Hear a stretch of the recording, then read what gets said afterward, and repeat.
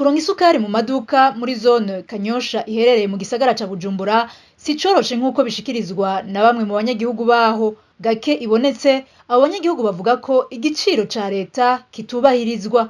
Nukuri ibintu vy'isukari vyabaye amayobera, n'ubu isukari ntiraboneka, nubwo iboneka bayigura ku beyi iri hejuru, kuri ca giciro leta yashinga c'ibihumbi 600 twayigura isanga ni ya 8,805.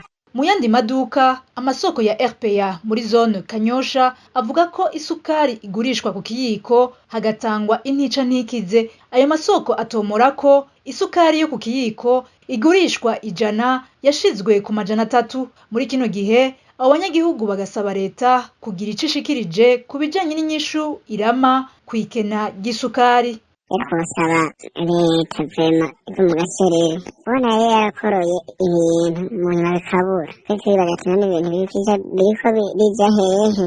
Haraheze igihe cababa ukwezi leta ifashe ingingo yo kugabanya ikiro c'isukari kiva ku mahera 8,000 kija ku 6,000.